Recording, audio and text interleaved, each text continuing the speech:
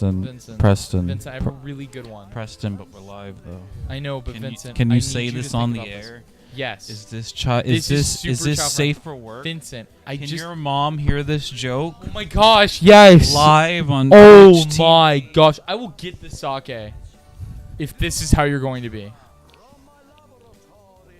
Are you ready? Have you ever thought that when you're listening to Monster Mash, you're not actually listening to Monster Mash, we're listening to something being described to us? So we don't actually know what This the is old Monster news. Mash I've already sounds heard like. this. No, but This is old wait, is it news. really old? People said that? I heard this like last week. Old news. Someone said that? Yeah, someone already talked about this. I'm late. There's a Twitter post about it. A Really? big Twitter post. Wait, are you legit right now? No, I'm being super legit right now. Oh no, Preston, you're real late. Wait, I need you to be honest with me. I need you to, Preston, because you're a very good liar when you want to be. Oh my gosh. No, like, I'm actually... Wait, there's really a Twitter... No, you're fucking with me. No. I'm legit. There's the Kevin and Bean show. They talked about... I don't know what that is. Okay. Oh, yeah, I do know what that is, but I don't follow it. Okay, but they talked about it. They talked about this Twitter post that was on Twitter. It was a Twitter thread of a guy talking about how the Monster Mash is in the Monster Mash, and it went viral like last week. Oh, did? Yes. And this has been an ongoing thing apparently.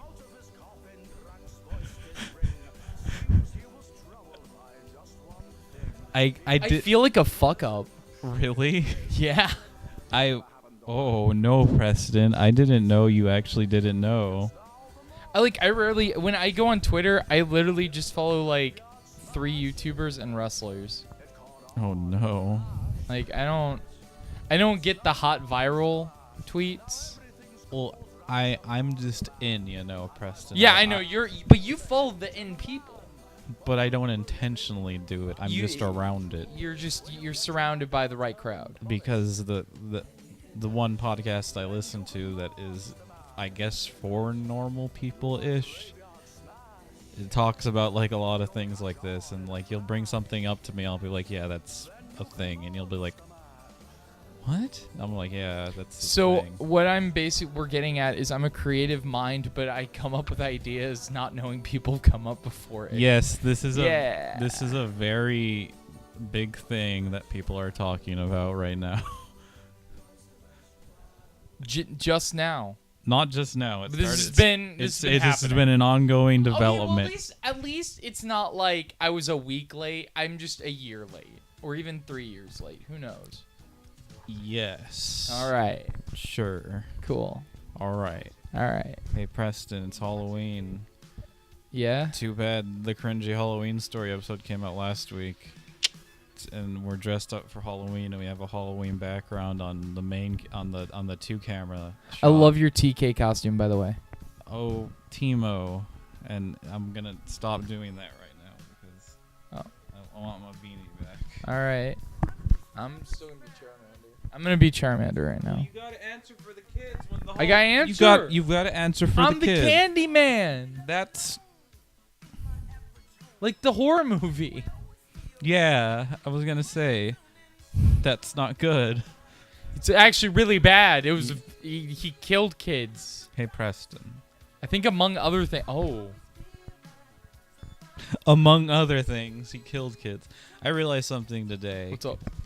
It's part of our casual conversation before we have to get through the mountain of topics we actually have to talk about this week. Woo! I was at work and I went to the restroom. I looked at myself in the mirror and I was like, you know what I am? I'm a guy who really wants to be a scene kid, but is too much of a big ass nerd and wears big nerd shirts all the time and has a big nerd beanie. Is Scene still in? Is that a thing that kids do? Or people do? I don't know. I still want to be a scene kid though because mean, I've yeah. always wanted to be a scene kid. I feel like girls can be scene kids more than guys nowadays. Like I see a There's- lot of girls, I'm like, oh, they're scene kids, I'm- but I don't see guys scene kids. that I'm much curious anymore. if there's kids out there who even know what scene is and what it was. I'm sure there are. Or is it just like, oh, you're the emo goth kid, or you're the lost art of scene. the lost arts of scene? Well, you Raiders of the see- Last Scene. Hey, speaking of Raiders, Yeah. we have a big because the clickbait title that's gonna be this week is the Stranger Things episode. Stranger Things season 2 happened. Woo! Yep. It was yep. It was a mixed bag. It was a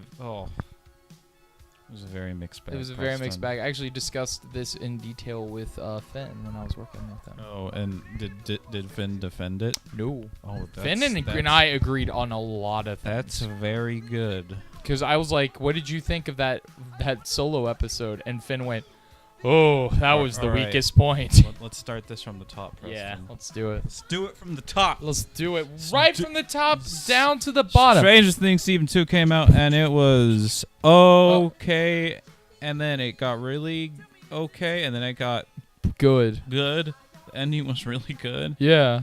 And then there were a lot of stinky episodes. Oh, yeah. This was me. Ready? It was first episode and a half. We're like, oh no, oh hey! It was bizarre. It was so mixed. Like you would have one batch of episodes and be meh, and you'd have another batch of episodes to be fantastic, top tier storytelling. You're like, okay, this is what I wanted. This is what I need. All right, give this to me. And then you'd have a complete set, different batch of episodes, and I feel like it was in twos, like bad to good, bad to good. And it was very odd. Yeah.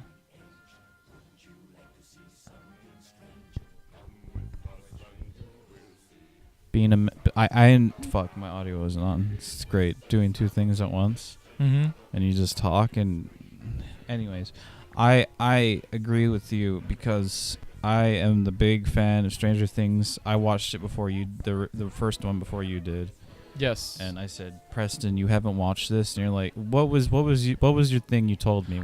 I forgot it was out. You forgot it was out. I saw the trailer way back when. I went, that looks promising. Did you know? And then it came out, and I didn't know it came out. And you went, have you watched Stranger Things? I went, that's out? And he said, yeah. And he went, yes, I watched all of it. And I was like, was it good? And he said, let's watch it. And I went, that's a weird answer, but okay. I mean, that's what I said about House of Cards. It is. We're not going to talk about that. Yeah, we're not going to talk about a man who diddles kids. I didn't even want to bring that up. So I watched Stranger Things original season on like a whim. I knew nothing about that. It just showed up, and I'm like, what's this 80s ass looking ass thing? And I clicked on it, watched the first episode. I was like, that's really good, and I just kept going. And that show gives you the case of the butthole puckers the first season, where it's like, this is pretty fucking spooky. Oh, This one wasn't very spooky. There were some spooky moments, but in Stranger Things season 1, that is like butthole clench at least once an episode. Yeah, fucking. It hides its monster well. Season 2 turns into more like Poppy, in a way. And it was like super weird because we were watching the first episode and it's like, oh, okay. Yeah, first episode's Mad Max and it's about Maxine, and that's it. And there's little Did we get to anything. That when we get the 11 reveal? I can't remember for the life of me. Kind of. I think it's more in episode 2 because we watched it all together, so I don't remember quite what happens when, but all I remember is that everything involving the big bad and the Upside Down leaking into the real world, that's great. It was really well done. The whole homage of like 80s possession movies. It's just a lot of the dynamics that we built with characters were really interesting. Like Hopper and 11, that was probably Hopper and like 11, the cutest fucking thing I've seen ever. And the good-looking Jewish kid, what's his name? The good-looking Jewish. You know what I'm talking about. I don't remember his name, but you know what I'm talking about. Character names, but I know. But him and Dustin, their repertoire was great. I loved that. I really liked. Yeah, I really liked that. I love the subversion of Dustin's character. Dustin's character. I've been watching wrestling today, so that's why I'm doing that. Rhodes. Dusty Rhodes. Okay. But Dustin Dustin was like the fan fave, and we both were like, Yeah. "Oh, that's really great that they did this." Yeah, because because I listened to the Spoilers, by the way. I listened to that podcast I listened to with the girl on it who defends Dustin and loves Dustin. Didn't hear shit about anything, so I was like, because I just remember everyone going, "Oh, he has the gap teeth and he's cute and he's a big nerd and he's very autistic, literally." Yeah, he's very much the mascot. And it was like, and then they turned him into this guy who basically could have prevented a lot of bad things from happening, and turns him into like not a villain, but like a fuck up, like a just like this kinda. a really big fuck up for like the entire story. And I'm like, that's real good. I like that a lot. And I'm just waiting for people to go, well, he's still great in the end. He's like, no. I'm glad he didn't get the girl. I was like, they better not give him the girl. Something about redheads and everything I see. It's okay. I'm not being racist.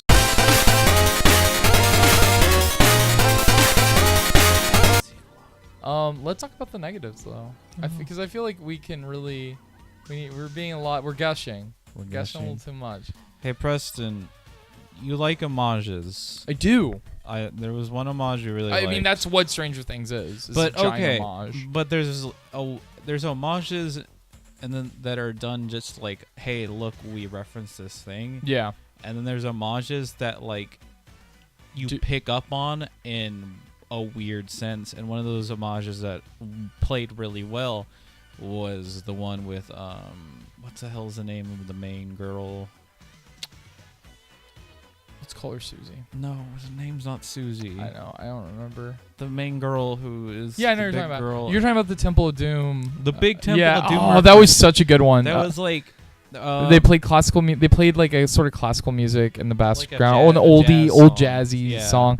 And we're watching the scene, and I'm going, "Oh, this is Temple of Doom." And I was this like, is the and I thought about it. I'm like, oh yeah, it's that one scene. Yeah, where they're in their bedroom. They're talking out loud to themselves about like how stupid it would be if they actually hooked up, and how stupid they are, and they run out. And they run out, and they both meet each other. Yeah, and it's like, and then they almost do something, and then they're like, nah, never mind. They walk away, and then they're about to go to bed, and then it cuts back to the dude's room, and he's like, he gets up to open the door, and she's right there, and then they fuck, and then it's like, hey, it's just like Temple of Doom. Yep, and it was very well done. It was a really nice homage. That was the most tastefully done one, where it's like, if you knew what it was referencing, that's really nice, and it's just like, it's really good. Tastes good. And then we had the First Class homage. That was the worst. It was terrible. That whole episode is episode's terrible. Awful. That is the worst episode out of the entire season. Oh yeah. Without fucking 11 running away. That's not bad. Okay, she goes sees honestly, her mom. I do think that's bad, and I'll tell you why. It's information we already knew. All that information. Okay, now I've heard the argument of that you treat it like a Dungeons and Dragons campaign. Because hold on, have you heard this? That we have to treat this like a Dungeons and Dragons campaign. Me, Preston? Because hold on. Excuse me. Hold on. Excuse me. I'm talking. Yes. Talk. There's a community thing where every season's a Dungeons and Dragons campaign, so all the characters who are privy to knowledge, if they didn't see that knowledge, they didn't see it in real life. Well, which is obviously true of real life, but whatever.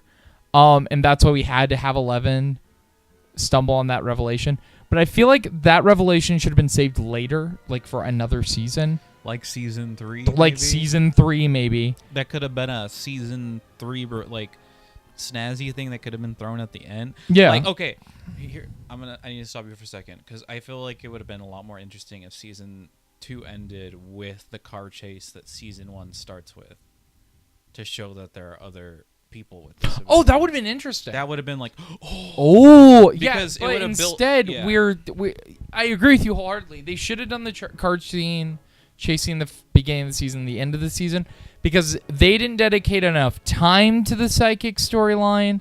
before that group of Suicide Squad characters. Not even Suicide Squad. That was straight up, oh, hey, the Warriors.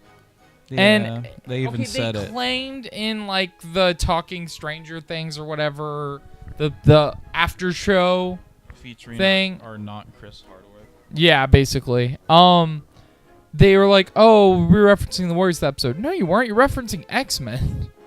Like, hardcore. There are like 3 scenes I looked at and I went, oh, that's the Warriors. And it was only in framing. Yeah. And that the characters looked like ruffians. Yeah. That's it. Everything else was a giant reference to either an X-Men like in comic form or straight up First Class. Literally. Oh, and in one literally. scene, it is literally a scene from First Class. It's the focus your anger. Focus all your emotions on how you could have changed things. Yeah, how you felt in that moment. And she moves the train, or She moves the train. She's Yeah. able to use her powers more than she's used to being able to. and I went, and you and me are watching this going, this is that scene in X-Men First Class. Yeah, I stopped you for a second. I was like, because we were talking about like this is just like a fucking like X-Men side story bullshit going on, especially the way her sister designed and how everyone's like designed. Everyone has a very Yeah. almost comic booky look to themselves, Yeah. and I was like, this looks like an 80s X-Men character group. And there's so many people that would argue and go, well, it's just the aesthetic of it. I'm like, no. They look like X-Men, like off-brand villains, like part of the Brotherhood people. 8 looks a lot like Jubilee. Yeah. Certain versions of Jubilee, and I was like, okay. Yeah. This is a little odd. There's a lot of weird homaging in that one that doesn't fit like the 80s aesthetic. Yeah. I mean, yes, X-Men was around in the 80s and was extremely popular in the 80s, but when you're referencing something like First Class, and like this scene is straight up that scene. Like didn't I turn to you before that and say, are they gonna do the First Class scene? And I went, no, that's stupid. Yeah, and then they did it, and they literally did we it. were just like monkeys screaming I at the fucking TV. Couldn't believe they did it, and it's so odd. It doesn't fit, and that whole episode leads up to backpedaling. So literally everything that happens is like, oh, I should have been like at home the whole time. No shit. Like the whole thing was like to set up one moment that happens later. Yeah. But they could have done that a different way. They could have. And it's a waste of time for such a minuscule, like, it may seem big, but it's not that big, and especially when you think that we've spent 40 minutes to an hour to do that one bit. Especially when your last episode ends on like a really big ass fucking cliffhanger. And you're like, They could have ended it a lot better. They should have cut the psychic story. Maybe keep the mom story, and the mom story was fine. We didn't learn anything. I don't think it was important, but the mom story was okay. I was just kind of pissed that 11 was actually leaving. I was like, yeah. That's I feel like she should have realized during there with the mom. She goes, "Oh, I miss my family." Goes back, yeah, and save the psychic story for season 3. They could have built this up to be something a little more interesting instead of a side story that has no consequence. Like to the story. you do like this dark possession horror story for the second season, and then you jump to a different genre, and it would have. They could have done a whole. It would have felt like interesting. What they could have done is save that, done season 3 in a John Carpenter or the Warriors-esque style, almost Escape from New York. Yeah. Kind of where you do have this like this underbelly of New York 80s, all the kind of like gang members archetypes that you'd have in those kind of movies. They could have done something really interesting with this psychic story. I'm not saying it's a bad story. I'm saying it's a bad story for this season. It does not fit and then the flow of what anything. they're setting for season 3, it just looks like it's gonna be like more horror because it's I don't know if you're watching this for some reason. Yeah. Just spoilers all the way. I already said spoilers earlier, but it's cool. I didn't Oh, know, but it was because it's just gonna be that demon's gonna come back somehow. Yeah, like the whole thing where it's like, it's still there. Okay. Well, I think it's the idea that the upside down never really Goes away, yeah. Well, which is fine. Yeah, I was just like, because we're like, oh, everything ends happy. What's gonna be like the cliffhanger thing? And the camera started tilting. I'm like, okay, I know what's gonna happen. No, it's upside down. And then But the ending was cute. I thought it was very cute, very sweet, very picture perfect. It's a good way to end the season. especially when you find out the kisses the kids wanted to do. Yeah. They said, hey, we should do a kiss for the ending. And it's like, okay, we'll think about it. Okay, we're doing it. Yeah. And it's just like all. And then one of the things you told me when we were watching, we only watched like the first episode of Beyond Stranger Things, and listening to the kids talk, how they sound like adults. Yeah. It's like these children, they sound like adults. It's wrong. I can't stand interviews with child actors more often than not because I think child actors have this weird obligation in their minds to act like adults, and it's weird to me. Yeah. Because they talk like they're professionals. I mean, and to an extent, they are professionals. But they're also children, and it's really weird. It's really off-putting for me. I see a very good future for these actors. Oh, they're fantastic actors. The kid, one of the main kids was in It, and he was phenomenal. He was like one of the better actors in that whole movie. He's the main character, the main boy. Main boy. Yeah, our lead man. And then I really love Eleven's actress. She like steals my heart. She's really good. She's a very good actress, and I want her to do more things. Yeah, she should be in more. I want her to be a better Natalie Portman. That's not hard. Natalie Portman's not that good. Except for Leon the Professional. I mean, if you really think about it, Daisy Ridley is a better Natalie Portman. She is. Daisy Ridley's like probably one of my favorite actresses right now. The thing is, with the kids and Daisy Ridley, I want to see them do other works aside from their serialized work that they're doing right now. Yeah. Well, Daisy Ridley is going to be in that Agatha Christie novel movie that's being adapted. It looks really good. The Mystery of the Orient Express, something along those lines, and it's all-star cast. And Daisy Ridley's in it, and I was very the cast looks fantastic. The movie looks really good. I'm probably gonna go see it. Yeah. One of the things that I really liked about it and didn't like about it. One of the things I liked about it, but every time it happened, I rolled my eyes. Is every time they do like a reference to D&D, because I'm so deep in that shit right now, fucking writing like 2 campaigns and looking up shit all the time. Yeah. Just like anytime something's referenced, I'm like, motherfuckers. It's following you. It's just like, I just can't escape it. When they said True Sight, I'm like, that's a... Oh, they're talking about the D&D thing. Fuck! I think it's interesting that they use D&D as a way to explain lore. But the thing is, there's probably an audience out there who knows nothing about... There's probably a vast majority of the audience who's like, oh, what's that? And then they have to explain it, and it's like, oh, it's a dumb nerd thing. Okay. And it's just like, and then there's that little group of friends who are watching the show, and they make they go, oh, Mind Flayer, and they I go, clapped basically. When I heard. They reference D&D. It's very funny. Yeah, I get that. And I feel like it's just like a comedic / like fun way to describe what's going on. They're like, oh, it's a mind flayer. They have a hive mind, and you have to kill the brain or cut them off from the big brain to make them stop working good and die. Well, let's be fair. Stranger Things is the most unoriginal thing ever.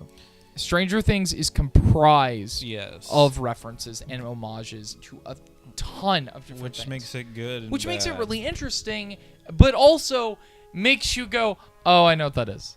Like watching season 1, I remember there would be every other scene. I would go, "Oh, that's from this." That's from shot this. for shot, that looks a lot like this scene.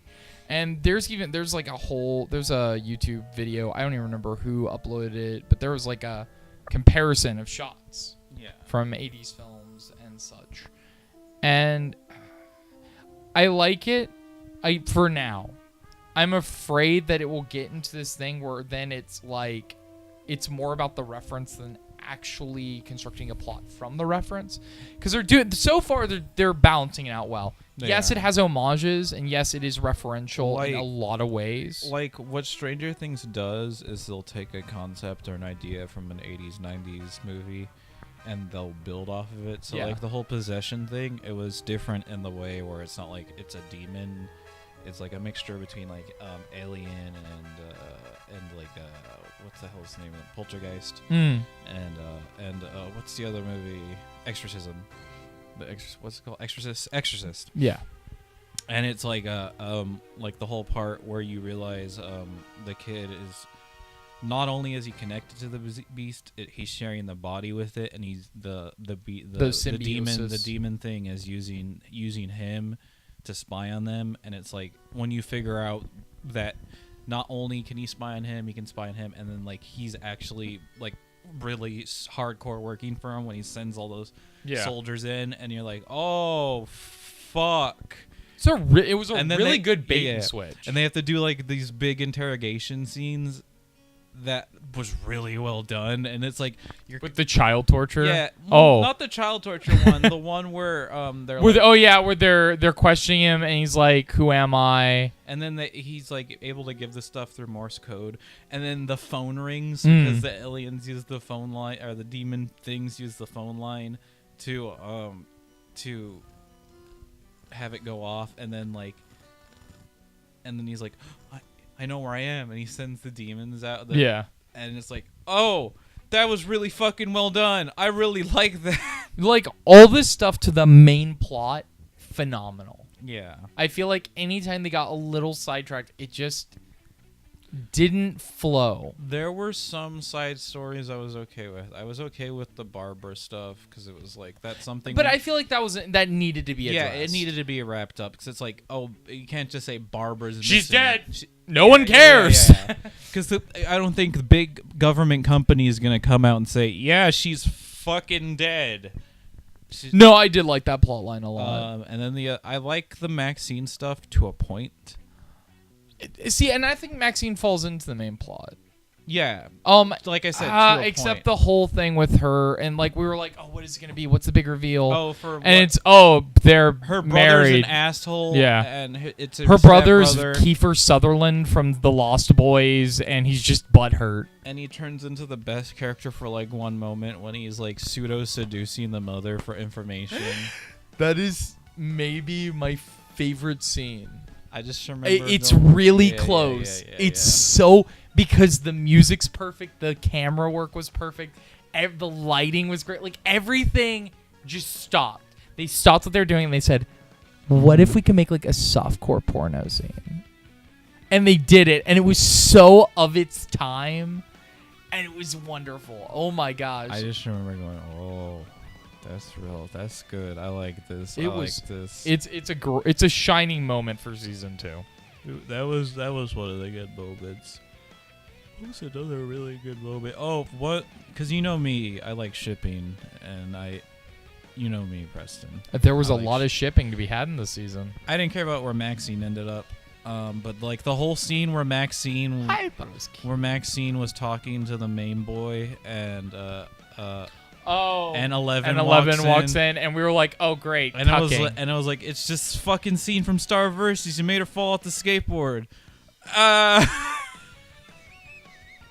Yeah, And I was like, no, 11, he still fucking loves you. I was so worried that she wouldn't come back, and we were gonna be left with that, and they would be like, "And that's the tension. They can never be together." And I'm like, No, that's not right, man. I was so worried that was the route they were going. They were doing the Marvel route. No one can be married or in a committed relationship. Oh, speaking of relationships, the best relationship on the fucking show. Fucking Samwise. Fucking Samwise showing up. And you're like, is that Sean Astin? And I'm like, holy shit. It fucking is. Yeah. And every time he was on screen, he's, oh, Mr. Frodo, I don't want to die, Mr. Frodo. The one thing that upset me, not was that he died. It's that they, after he dies, they do this this camera shot on him, that shows him getting. That just shows him getting mauled. And I was like, wow, what the fuck, guys? It was really kind of fucked up. I was very upset. Because I disliked this character for a little bit, for a minute, and then he kind of grows on you. And he's like, oh, that's cute. I like that. I like that's cute. And I know they were trying to play him off as especially with he gives what's his face advice. I don't remember names very well. I'm learning. Remember Maxine and 11. Yeah. I remember the important characters. Remember Hopper, and then there's Winona Ryder. And then his advice gets the kid possessed. Yeah. And I get what. Oh, Mr. Frodo. Oh, Mr. Frodo. Mr. Frodo. We all got to take you down from the upside down, and you'll be right side up, Mr. Frodo. It's like towards the end when all the weird shit happens. Yeah. And they go save Hop. He goes into the upside down and is like, oh, this is fucking weird. Yeah. And saves Hopper and is like, that was fucking weird. And then later on, and then hacks the system so they not can just that. get out. Not just that. Yeah. When he's talking to Winona Ryder's character and he's like, it's just like comic books. This is great. I didn't know this existed. Yeah. And then he's like, I'm Bob the superhero, and it's like, oh, that's cute. And then it's like, fucking you're like, this dude is the most chill dude ever. Yeah, he was a really fun character. I'm really upset. I was more upset he died than when Barb died. And everyone got so upset when Barb died. Barb's a cute girl. Because Barb's a girl, and I don't know, except Barb's whole character was, don't go to that party. This isn't like you. This isn't like you. Don't go to the party. Stop hanging out with cool kids. Stop hanging out with the boys. Stop being an asshole. And I'm like, she wasn't much of a character. She was an NPC. She was literally there to be, don't do it, and then she dies. Because not only does she's literally the punishment death for the sex scene. Not only does Bob hack the system, Bob is able to figure out what the tunnels are. Yeah. Because he's like, oh, this is a map of Hopkins. And he finds that whole thing out, and there's that whole scene where he's mapping out the town. I will argue he was the most useful character in season 2. Yes, and then they killed him. And then they he was killed too him. useful. They were like, he's too good. We have to kill him. They put bang. They put a fucking level 20 character in there. Like, fuck. Oh, these guys are all level 6. Smart. They'll always get the save throws. Can't have that. He's fucking figuring everything out. God damn it. Get him out of here. He sees all the traps in the dungeon. Damn it. It's just like, oh. And then they kill him off, and it's sad. We were both very sad. We're like, because we were actually like, oh no, they're not gonna kill him. Don't kill Samwise. Don't kill him. Don't kill him. You know when slow-mo starts, he's a goner. Because he walked through that door, it's all slow-mo. No. Not only was it slow-mo, because I've watched a lot of film, I've seen a lot of film, and they do certain framing when a bad thing is gonna happen. Where they to a look character. at each other and it's the. Not only that, it's the way the camera's spaced Yeah. out to for something to come off screen or for them to Yeah. get shot, and it's always framed exactly the same. That every time I watch a movie or a TV show, I'm like, something bad's. And Can we officially call it death framing? It's the death framing. Yeah. Okay. Death framing. Can we? Yeah, Trademark, death framing. copyrighted. Yeah. We trademark. It's copyright. ours. It's the You death can't have it. framing. You can't have it. It's ours. It's ours. We're We taking own, it. we own this land. Yep. Get off. Yep. I know your family was born here, It's really good. Real good. but get off my land. the death framing. Death framing. And I was like, oh, he's gonna fucking die, and then he died, and I'm like, Rest in peace, Sean Astin. fucking best character. He's the new character, and he fucking goes to the upside down and survives, and then just fucking dies. And you're like, he fucking saves everyone. He goes, I know basic, the program. I'm gonna go do the thing, and he goes and does the thing, and it's like, ha, I'm dead now. Who? I can't wait for Hopper to romance the shit out of Winona Ryder's Yeah, character. that is in the stars right now. That's what's gonna happen. Unless, what if season 3 started and she was with another Elijah fat- Wood.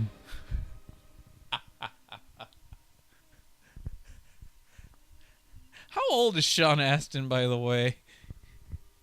He's got to be in his like late 30s, isn't he? He looks pretty old. Like Is he he- looks is he like in his a he early- looks like a he might be in his early middle old 40s age now. man. Like he's probably in his no, he's in his early 40s now.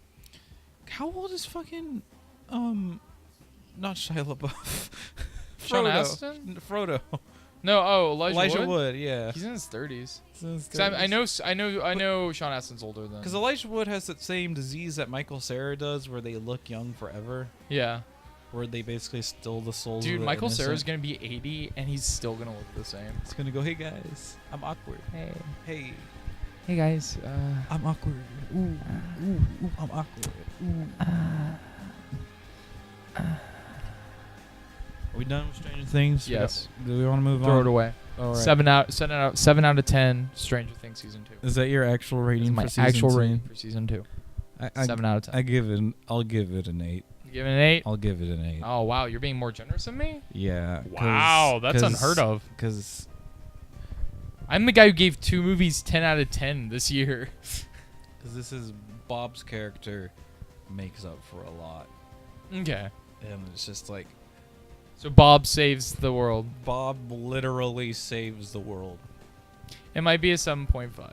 I want It's teetering. if they make official merch where it says Bob the superhero shirt, I'm buying that shirt. Dude, go coming to Hot Topic soon. Yeah. Hot Topic. Hey, Check Preston. your Hot Topic. Preston. Yeah, what's up? Did you watch Paris Games Week? You made me. I forced you to watch a couple trailers. Yes, I I make did. you watch the full hour 30-minute video. No, I didn't. Because who cares about all that shit? I don't. I didn't even know this happened until yesterday. Yeah, I went on- actually found out when I came home because I saw a reaction video was up, but I didn't watch it, and I was like, oh, I guess I'll watch those trailers later. Yeah, And then you came in, you're like, no, bitch, you're watching them now.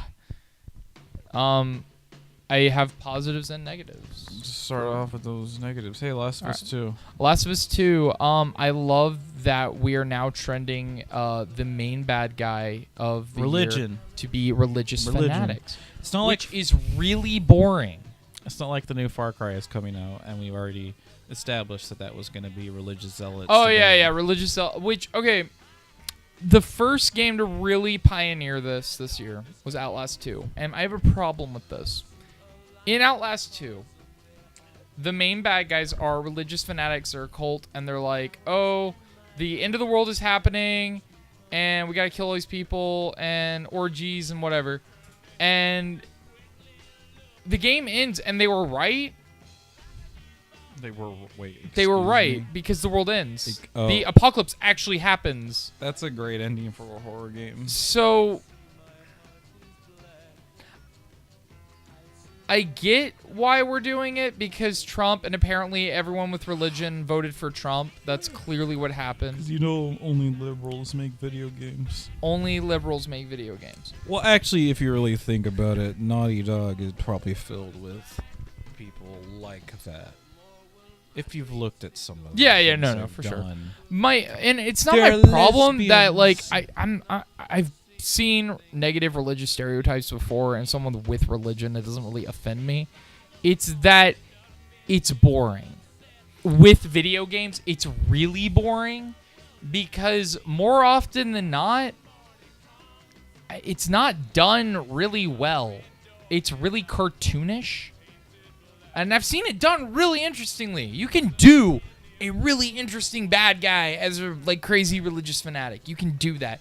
Those existed in real life. you can totally mirror that. But when we were watching the gameplay for The Last of Us 2, I was like, wow. Oh, they're religious because she calls everyone apostle. Oh, she's using biblical terminology. Oh, she's clearly Oh, okay. Like, that's uninteresting. When it is a caricature more so than a actual villain, like flesh and blood, and I believe they're real. Like, in that whole scene, I can tell you what I'm going to hate about that game. See, the only thing I got from that trailer was like, I'm surprised they didn't put Ellie or Joel in this. They did in the first trailer. They're coming back, and Ellie's, like, older. I know, but it was like, I thought, I'm going to establish this. I don't like, Last of Us 1. Good movie. It wasn't even that good of a movie. It was interesting. It was like, that's cool. It was like a more watered down I Am Legend, in my opinion. Yes. I liked I Am Legend, but I wasn't like... Here's a better way to put it. It's a good back and forth between Ellie and Joel every now and then. Yes, but that game is dull. Because it's third-person shoot bang 'em up. And really mediocre stealth. And then, yeah. It's just I think it's a really it's a passable game. Like, it's not terrible, but it's not amazing. And then the ending's Joel's really greedy and he wants another daughter, so you can't have the thing that could save humanity. Oh, our hero, Troy Baker. But we can't hate Ellie because she's LGBT. That's fucking stupid. That's fucking. That's dumb. Yeah. That's Can't hate on this game. That was the only thing where I was like, that's interesting that they didn't, because I thought the second trailer would be like a more expansive telling of like maybe what would happen. It's more of a cutscene. It's more of like this cutscene with this muscle girl and these two Asians. It looks like modern The Walking Dead. It's people against people. And I'm assuming they're not Asian. I'm assuming that like they're super mixed or somehow. Something like that. There's some like extra mix. And I'm like, okay, that's neat, I guess.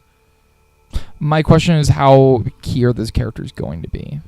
That is what I thought. I was like, are these they just going to be like kind of support? Like, is it going to be what The Matrix did when the second one came out, where they tease these two characters and one was played by Will Smith's wife, and they were like, and they were like, oh, you use these two new characters you get really excited about for the new Matrix, and then, like, you watch the movie and they're in it for like 5 minutes. Like, barely. I feel like at it's all. gonna be some dumb thing where like you play as these characters and then like maybe halfway in, you meet up with Joel and Ellie, and then the game then the follows game just follows whatever their exploits are, and then probably one of them's gonna die and it's gonna be sad. Everyone's gonna be like, I cried so much when Joel died. I was so sad when Joel was my favorite monkey. In the monkeys. He was funny. I loved him. I clapped my hands. I clapped my hands. I am also from Texas, and I went yeehaw. Yeehaw. Ellie is my favorite lesbian. She also very diverse. Why can't we just bring back Legacy of Kain? Halloween, am I right? Halloween. Why Car alarm going off. But for real, why can't we just bring back Legacy of Kain? Because no one knows what that is, Preston. All right. You know what else? No one knows what it is. Yeah. Spider. No, I'm just kidding. No. Spider-Man looks okay. Spider-Man. Yeah, let's just get that out of the way. Spider-Man. It looks like. Looks okay. Looks like QuickTime events. I will rent it. I will look at it on the internet for 15 minutes and then say okay. Okay. Okay. Ghost of Tsushima. That is Sucker Punch coming back. That is the game that I went, okay, yeah, I'll get it. That game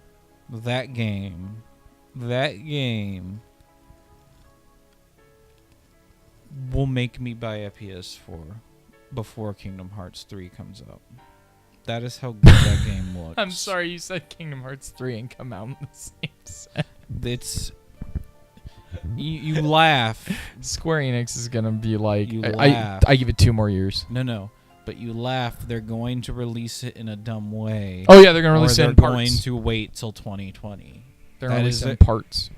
They either said we're gonna release it as an episodic thing, or we're going to wait till 2020. Gross. These are our options that we are considering.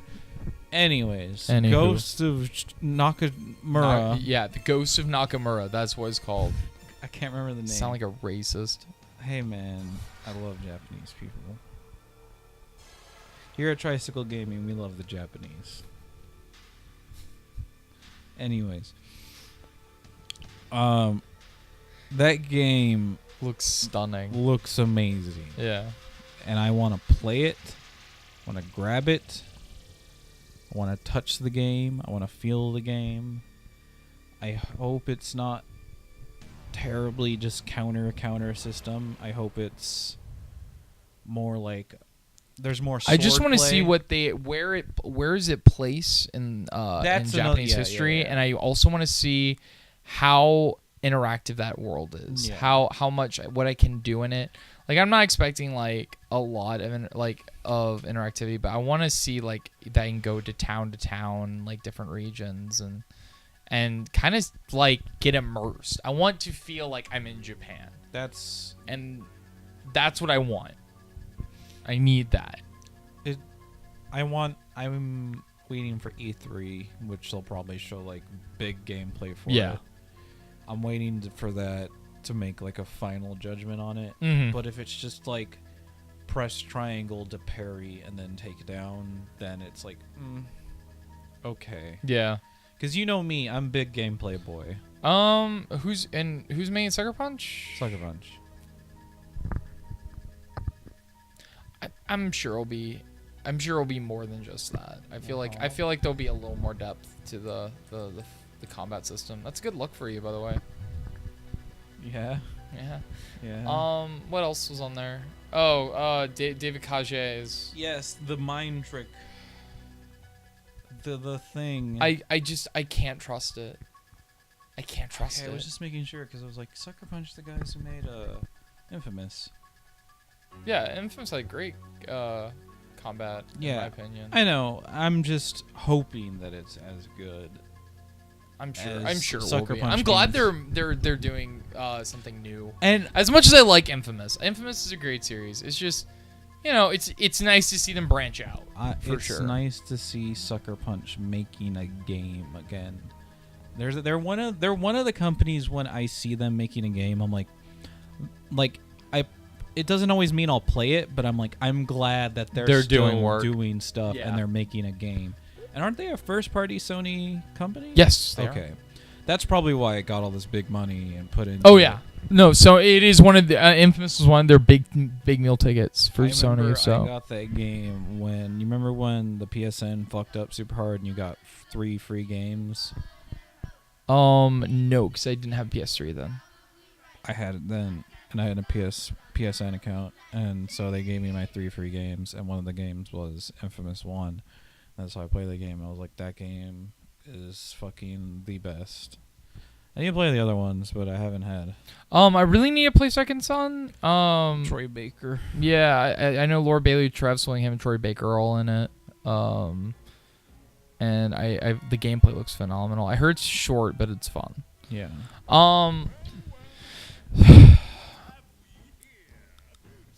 Yes, Preston. David Cage. David Cage. You have hope. Okay. But it's a sliver, but it is hope. Okay, because every time I see something, it's like, Here's the tree. They show the tree and it's branching. So I have a theory on why that is.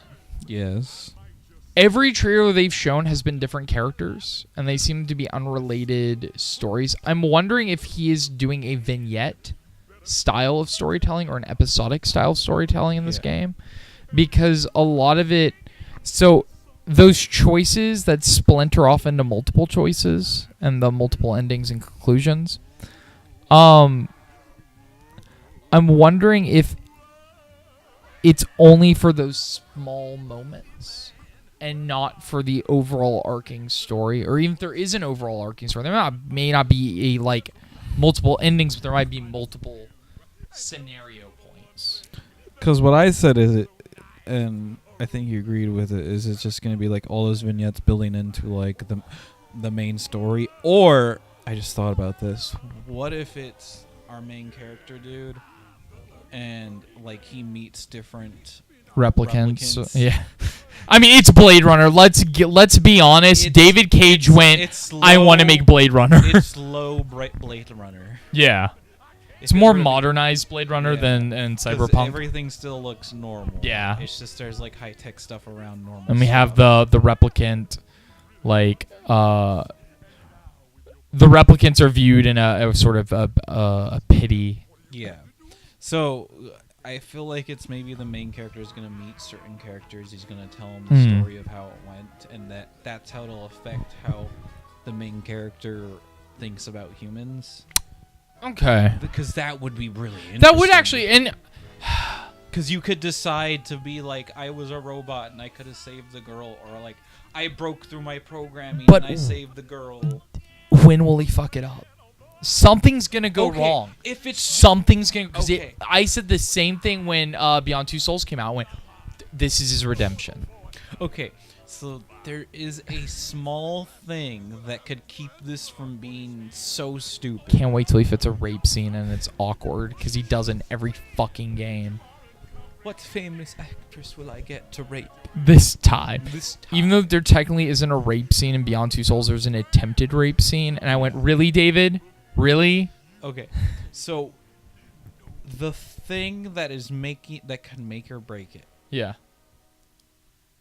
is because it's one of the reasons why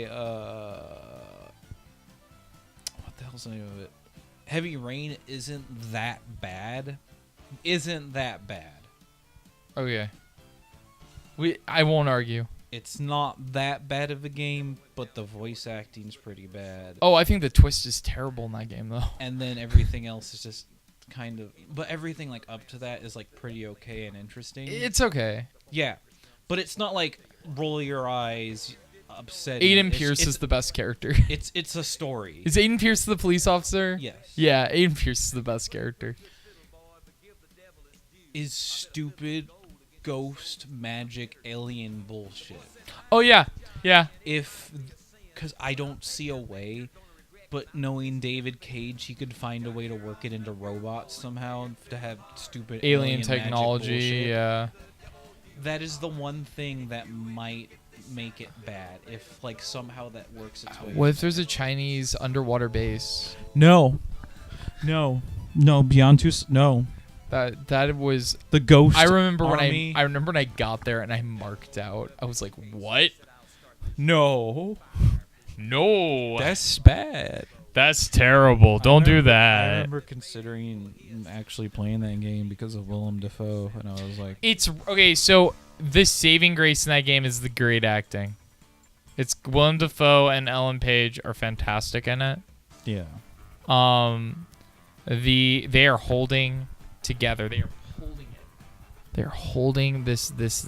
Have you seen This the interview monument. footage where they just look really They look sad? super And sad. David Cage is like super happy. Yeah. He's, sitting with, he's like, look, it's my friend. And Ellen Page, and he brings up the story of how he like brought up this like scrapbook of all of her pictures of when she grew up. yeah. And he's like, I want to make you in this game. And Ellen Page just looks like this. All right. All I know is it could be good. I mean, I think that is always the potential of David Cage games. They always look like they could be good. And it somehow just fucks up. He needs to stop writing his scripts. I remember when He needs to stop writing. 'Cause He needs to hire a writer for him because he's a great director. He knows how to do framing. He knows how to direct acting. But holy shit, he cannot write. I remember when I was in high school and I saw Heavy Rain coming out, and I remember I didn't know Fahrenheit, aka Indigo Prophecy. Indigo Prophecy Yeah. existed. Oof. I didn't know that existed, and I didn't know who this director was. Or and I saw- Omnicron, the Nomadic Soul. I didn't know that existed, which is either. now a very rare game for some reason. Oh, Because- Dave Bowie died. Not only that, everyone's been buying stuff after the Two Best Friends did that really big shit playthrough. Yeah, of it. I mean, a lot, like, It's the only video game with David Bowie in it. But I didn't know those two games existed. I was like, oh look, it's this guy who's making a game where he's able to make a story that has gameplay balanced around story. And it was like the first time I saw it, and I was like, that's really neat. And I did like a little like project on it and talked about like, hey, video games telling story and how you can like play a story now and decide the endings and how there are multiple endings and how like the facial animation's really well done for the time. Yeah. that Oh was no, on for the PS3. time it was phenomenal. It looked fantastic. I will say this about David Cage. David Cage, like him or hate him, he did revolutionize gaming in a way, whether for good or ill. He did start this. The Telltale start would not be a thing without David Cage. We would not have no. They But you know, Telltale existed before that. That's the but thing. here's the thing. They were never popularized Yeah. until David Cage's Heavy Rain came out. Also, Walking Dead came out afterwards, and they used that as heavy inspiration for themselves. I didn't They've know even noted it as heavy inspiration. okay, I didn't know. Deadly Premonition, another game that I absolutely adore. Wait, not Deadly Premonition. What is the game I'm thinking of? Until Dawn. I don't know how I did that. I was like, Deadly Premonition? That's like No. Jankfest. No, it's Jankfest. I love that game though. Until Dawn was another game that like we probably wouldn't have if it weren't for what David Cage did for the industry. Cinematic storytelling in gaming is now very popular. That's why we have games like that. it has its positives and has its negatives. There are games that do use it really well, and there are games that use it horribly. Because there's two things you can do. You can have the illusion of choice, or you can actually have choice. The illusion of choice is the Telltale route. There is always a kinetic true end. And even the- with the kinetic true end, there's things that are affected along the way. Yeah, that, But those are like little touches. yeah. Now there are Telltale games I love. I love The Walking Dead Season 1, and I liked Tales from the Borderlands, which I argue is probably one of the greatest Borderlands games ever made. Probably the best Borderlands game ever made as far as writing and storytelling. That's the game with Ashley Johnson in it, right? Yes, she's phenomenal in it and adorable. We need to play it sometime. I feel like you would like it. There's a lot of great acting. I never liked Borderlands, the game. You don't have to like Borderlands. I'm not a huge fan of Borderlands myself. I love this game. Like, I got tired of first-person shooters after I, like... Great. School. You'll love the humor and the writing in this. I promise you. Yeah. But Deadly Premonition, though, has a true end every time. The end always differs. Deadly greatly. Premonition? Not Deadly. Until Dawn. Shit. Until Dawn has multiple endings because key characters can always die. Yeah. Certain people can only survive. You can have an ending where no one survives, and it greatly changes the outcome. It greatly changes perception, and there's a great twist in the middle that literally, like, I don't want to spoil at all because it was jaw-dropping when I got to it. I was like, wait, what? Wait, what? I would also argue Stranger Things. Not Stranger Things. I'm really tired. I'm really tired. What are you talking about, Preston? Preston, get it together. Life is Strange. All right, there we go. Okay, that one makes sense actually though. Life is Strange also has the two set endings, and they can greatly change. But in the end, it's lesbian or everyone dies. no. Oh my gosh. That's all I know about Stranger Things. No. Not Stranger Things. Strange Life. is Strange. That's not the ending choice. But the Everyone ending. dies. You're a lesbian. That's all. I know. No, that's literally not it. Let me fucking finish. I will walk out. Okay, finish. Holy shit. Finish for me. It has a illusion of choice. It's a good story, but it has the illusion of choice. And there's the only thing you can really do with those games. Because it's always an illusion of choice. It always is. But if the writing carries that illusion and you buy into the illusion, it's a good game. If you don't, it's a shitty game. You're wasting your time. That makes sense. Because my biggest problem is with any story-based game, it's usually it's third-person shoot bang, or it's like a story that you make choices and then there's an ending. Like it's fun. It's fine if it's like the choices matter, because that adds a whole. Because you know me, Yeah. I like the what I feel is the perfect balance of story in video game is any of the Metal Gear games, because in each Metal Gear game they changed Hideo Kojima changed that gameplay, and everyone has a dramatically every very time. different game. Like MGS1, it's like, oh wow, it's so different from the original Metal Gear if you think about it. And then MGS2, it's Raiden, and Raiden controls differently, and then Raiden also has different things that go along with them. And then the sonar thing, not the sonar thing, where you have to get if you want to get the maps for each level, you have to go find the computer Yeah. and hack into it so you can see enemies and stuff on the map. And then MGS3, you have the stamina thing, and you have to feed yourself, and then wounds work differently, and then rations aren't a big thing anymore. Yeah. You self heal. MGS4 is like, it's a shooter now. You have the active camo system. You don't acquire weapons on sight. You can hack them to have the ID for the weapon. And then Peace Walker, like it's a mixture of like a whole bunch of different things. And then Portable Ops, if you go there, that's a mixture of like a whole bunch of different things. And then MGS5 is like, fuck everything, new game. It's a shooter, but you control a base. It's like, remember everything? Here, I took everything and made it a game.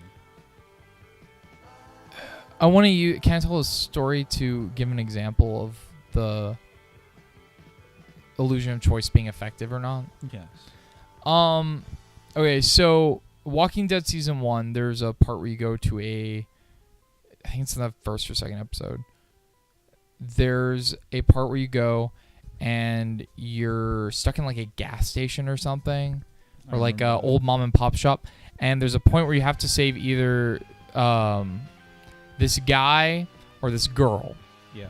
And if you save either one of them, it actually affects the game, except they die in the next episode. Spoilers for a game that is years and years old. Yeah. So in the end, that choice didn't matter. In Life is Strange, there's a point where me and Zizi were playing, and I went, okay, you have to talk this girl from committing suicide. And she went, okay. And in Stranger Things, or in Life is Strange, you can go backwards. You can go back in time and like redo things. You can't do it so many times though, because then they're like, no, your choice is permanent. ZZ couldn't save this girl, and she commits suicide and dies. And that changes the entire environment of the game permanently up to a certain point. And I remember ZZ just being like, well, when do I get to change this? When can I make this right? And I was like, that's it. You can't. That's a bad feel. But yeah, I understand what you mean. But it was, and I remember when I played it, or not when I played it, when Matt played it in Two Best Friends. Yeah. Sorry, sometimes I think I watch Let's Plays and I played them, like if I watched them years and years ago. No, that's why when I talked about Last of Us, I said it was a good movie. 'Cause Yeah. You watched it. I watched the movie. Matt saves her, and you get all this new information, but you get a complete different set of information if she dies, and it's really mind blowing. It's one of the reasons why I was really excited when Life is Strange Season 2 came out, or the prequel came out, was because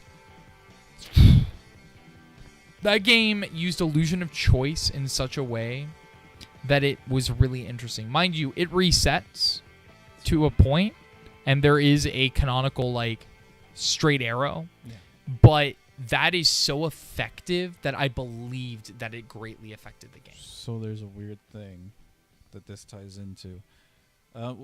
I think we're done talking about the PSN because like it was Shadow Colossus, and then God of War. God of War looks fun. God of War looks fun, and Shadow Colossus, yeah, and Guacamelee too. Guacamelee too. But no, this leads me because I was thinking about it, and so Dark Souls. You know how me, Levi, Big fan. Big Yes. fan. Him. Yes. He's a huge fan. So, Dark Souls. It has 2 endings. I don't know if you knew that. Yes, I did. Okay. Dark Souls has 2 endings. I have many conversations with Levi about Dark Souls because I like to know about it. Okay. And the 2 endings are determine what you do at the end. But there's so much stuff around that game that affects the story that you wouldn't get on certain playthroughs. Like if you kill certain people or you don't kill certain people or you don't do certain things. And if you don't talk to a certain person, but you don't know about it unless you Go through a are guide. not even that, because there's some because this stuff had to be figured out somehow. Right. Other than like an official guide coming out, people had to like probably go and like, hey, I know about this dude, and then they talked to him. Because I feel like Dark Souls, before like official guides and shit came out for that game, I feel like that whole game brought back even though it was over the internet, the word of mouth sort of thing. Yeah. Where it's like, I heard you can do this and this. Well, especially Demon Souls and Dark Souls Yeah. 1, I'm sure had that effect.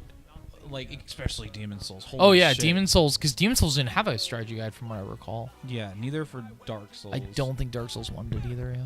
Because it's just like I think they released one later down the road, though. Yeah, and they've done it with the other ones because they were Well, so yeah, because they're popular. super popular. And I feel like that ruins it because it's like I loved, even when I got into Dark Souls, like half the lore was out there, that when I started playing it, even more things were coming out about like story things. Like, Yeah. there's like a whole little subplot line that you can go and do to bring back the voice of the person, the fucking Firelink Shrine Maiden and the main Firelink. Like if you don't kill Lotric, or if you don't let him out and he's pissed at you, but then he kills the thing either way, but if you let him out he gives you a coin. But if you don't kill him, then he kills the Firelink Shrine Maiden, the Firekeeper. And then you have to go to Anor Londo, and it doesn't tell you to do this. It just tells you if you walk through Anor Londo with the thing, it says the thing resonates here. Yeah. And then you can choose to use it and bring her back. And then like you can do this thing in Anor Londo that if you kill Gwendolyn, then the whole world turns dark because the whole thing was illusion and you broke the illusion, and all the enemies that are there are just gone. I didn't know that. Because they're all illusions, like the Silver Knights and the Giants. Oh, all that's so illusions. cool. Yeah, but and then if you come back there, there are 2 members part of the things that are It's like like there, Dragon's Dogma. and they're like really pissed off that you broke the secret and then you killed her, and then like they try to attack you when you kill them, and then the Kaith comes over there and fights you and said you shouldn't have done that, blah blah blah. And then you can go kill Gwendolyn and all that stuff after that. And it's like, that's really cool. And I just feel like the best, I don't know, I like games that like you have to dig for the story. Yeah. Oh, no, for sure. I think that's why I liked Dragon's Dogma, to be honest. Because story games can be fun when there is choice, like you're saying, but I feel like any story game that comes out now is usually Well, it's not about choice. It's about illusion of choice and how effective, yeah. how effective the writing or if makes it's it. or if it's just a story and it's third person shoot bang Yeah. and it's a movie, and it's like, man, this would make a better TV show / movie. Yeah. And it's like people like are pouring their like lives and souls into the script, and then like, what about gameplay? Last game, just pick that one. Oh, okay. But how do we make it interesting? Technology, we'll add physics. Cool. And then there's Final Fantasy 15, and I was just like, gameplay and good story. It's good. Certain part. Certain part. No, what you were describing Dark Souls. That's kind of how I felt about the end of Dragon's Dogma. Spoilers, but there's a. Have you played Dragon's Dogma? No, I won't. Okay. Okay. Are you okay if I spoil something? Is it important? Does it ruin the gameplay? It doesn't ruin the gameplay. It's not the end. It's the end of the end, and that sounds weird. Okay. Okay, you do the deed. You do the big final thing, and I won't go into what that was. But you find yourself in this alternate story. You find yourself in like a post game. You finish the post game, and you're God. Oh. Spoilers. But you're God.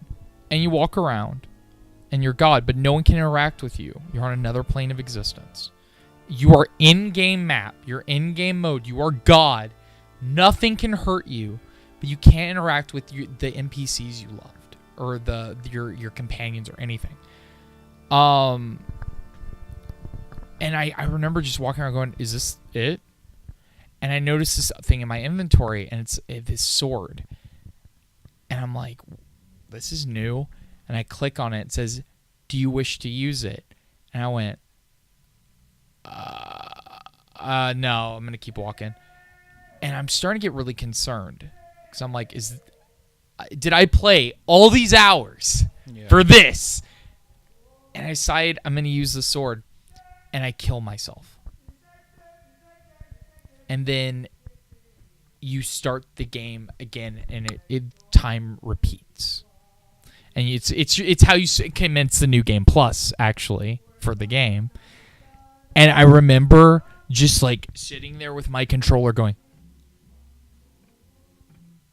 "Oh, okay, Well, that's real." That's how Dark Souls 1 ends. Is if you choose the link to flame ending, Mm-hmm. is you basically after you fight Gwyn Gwyn, the King of Cinder. After you beat him, you go up to the bonfire and it says "sit at bonfire," and it's like a normal person, like the first time playing, if they didn't know there were two endings, would probably just go, "Oh, look, a bonfire," and sit down at it. But a cutscene starts, and it's your character. He goes and touches the fire, and he lights up, and there's a big explosion. And then the game, like the credits roll, and then there's a voice that says something like it's the beginning of the game. Oh. And then it starts with you back in your cell. Oh, that's cool. And it's like, and you start with all your gear and everything, and it's like new game. Here's new game plus, and it's supposed to what it implies is that you linking the flame is you continue on the cycle of the journey. So basically, your character becomes the new Gwyn and gives Gwyn new life to basically continue the Age of Fire. Yeah, so they have very kind of similar themes as far as, Yes. which I mean, I don't know if you knew, the only reason I bought Dragon's Dogma originally was like, oh, they have Berserk characters in this? Well, And then I found out it was an armor set. Yeah, they got the rights. The to rights it. for, because the first Golden Age, And then Golden Arc. And then Miyazaki's like, but I really like Berserk. I even put like cursed signs on all the main characters. Miyazaki. He's the guy who makes Dark Souls. Oh, right. I forgot his last name is also Miyazaki. Yo, he loves Berserk. That's why when he did Bloodborne, I was like, look at that sign. Doesn't it look like the mark from Berserk? Yeah, the Hey, Mark of Sacrifice. Berserk guy, look at my. Yeah, what really sucks is they re-released Dragon's Dogma, and there is no Berserk armor in it. Probably because they lost the rights. Yeah, they're not even the Griffith stuff, and I was like, Probably because they made their own game. yeah. Though I it's one of the reasons I haven't gotten the or honestly I'm waiting till it comes to the store and then I'm gonna pick it up. But I enjoy those games. I enjoy the style of storytelling where it is very minimalistic. Yeah, and I have one more thing to add because I didn't know if you knew this. So the final boss in Dark Souls 3 is like this king of, like the Lord of Cinder. That's what he's called. I'm familiar. He's this big dude. Yes. And he has I think he has 3 phases, and he fights you, and then you take one of his life bars off, and a new one comes up, and he starts using movesets from Dark Souls 2. Like, he starts doing, like, abilities, and, like, fucking, like, he uses spells and shit, and is fighting you. Mm-hmm. And then you get to the final life bar, and he just pulls out a sword, and there's a underlying bed to the music, and it's the piano theme of Gwyn, the Lord of Cinder from Dark Souls 1. Mm-hmm. And it's like, Oh shit! So when you realize what happened is, he, so at that one part where he's using all the spells and abilities, it's supposed to imply that every person that came in before you put their soul inside there. So he was using the souls of the other. So it's Cinders, all the other players. all the other players. That's next and level. so when he goes to the Lord of Cinder, he's like, I mean, I've tried everything, so why don't I just do this? And so that theme starts playing, and it's like, That's really cool. and it's like, and he has the exact same moveset. Yeah. And you're like, no, that's so sad. I always wanted to get into Dark Souls. It's just You don't have the patience. I don't have the patience. I don't, especially now. No. I just can't. Like, I probably would have had the patience back when You were like, in high school, probably. Like in high school, I would have so much patience for it. Now, I just can't. Dark Souls, one of those games where it's like, I'm saying this in a kind way, but it has a casual filter to it where it's No, like, it does. where And I it's- am I am not the demographic for that game. Because, like, there's, like, a part in Dark Souls 1 where, like, when you get to the bell tower, if you can't beat that boss and figure out how it works, then that's the casual filter. You're fucked. And you're not going to have a fun time if you continue playing this game. Mm-hmm. And, like, I think each Dark Souls game has that where it's like, oh, this is easy. And then Yeah. it's like, oh, no, this isn't easy. I mean, yeah. Demon Souls is just, like, figuring out how the world system works and how worlds work and how the fucking special things work. And it's like, oh. So is Demon Souls, does it have the difficulty of the Dark Souls games, or is it just that it's wonky? Yes. Both? Yes. Okay. It's So like, it's wonky the Dark difficulty- Souls. The difficulty of it doesn't help that there's a lot of jank to it. Yeah. Because I remember Levi played that a lot, and he was just like, yeah, this game sometimes irritates me. Yeah. And he's beaten, I think, all of them. because Demon Souls, unlike Dark Souls, because Dark Souls is open world and everything's connected. Yeah. Demon Souls isn't open world, it's world based. You have to select worlds, and worlds have worlds conditions where certain things will happen in those worlds if you go in them at certain times, and it only happens certain times. And Demon Souls is just like, that's my brain. Oh, gosh. That sounds painful. It is. Okay. Don't do that, kid. Don't do drugs. Don't do Demon Souls. Don't do Demon Souls and drive. Yeah, see, and that was why I think one of the reasons I really liked Dragon's Dogma was I could go in. Well, because that's like that more like Monster Honey. It does. DMC No, it does. combat It's more works. Monster Hunter, and it's honestly one of the things I really liked about that game was that I could go in and I could set a goal for myself. There are so many different endings and different ending conditions for that game. It all goes to the same ending. There's different ways to get there. Like, you don't have to do certain routes to get there. And I did, like, a weird route, and then I was like, oh, but I could have also done that route, or that route, or that route. And there are difficult bosses in it, but I wouldn't say bosses to the point where I went, fuck this game. Yeah. I think the one time I really got frustrated was I realized Petrify was a spell, and Petrify kills you if you do not have the right item. It will kill you regardless. Remember I explained Curse to you? When Yeah. That Only Afro video came out. So there's this one part in Dark Souls 1 where there's these basilisks and they spray this spray out. Mm-hmm.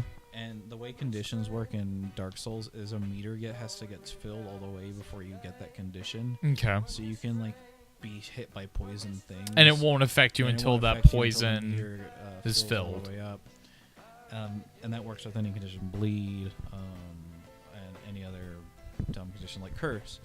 And your curse bar is usually like about this big. Mm-hmm. And doing that one part is probably, if I didn't know how curse worked and I didn't know how the fucking depths worked, then I probably would have quit playing that game. Because the first time I played, I did the back way where I didn't have to go through the depths, and then I did another playthrough where I went through the depths to see what all the hypes was are about. Yeah. But no, and because when you get cursed, it fucks you really hard for getting cursed. because it's like, first of all, I just realized it's raining and those Yes. trick-or-treaters are not going to have fun. No, they're probably not going to trick or treat Poor because kids. this is Texas rain and it's relentless. It is. It's not that misty California bullshit. It's like a man holding his pee. It's like if you turn the fucking the little nozzle on the garden hose to like fucking the drench, the where it just comes out like that. It's that. Yeah. Where it's like stuck on two different ones. Yeah. And you just it goes. Yeah. Yeah. Yeah. Hey, I mean, bro. I've lived here forever, so. I mean, hey, I've only lived here 4 years. Yeah. Yeah, 4 years. Hey, Preston, I think. Yep. I think. It's getting ready to rumble. No. All right. Hey. That's copyright. We're going to get sued. No. I think it's time to stop this Okay. week's episode. All right. Because we. Oh. This week sponsored by Old Spice. Smell like a man. No, Van. Oh. Bunch.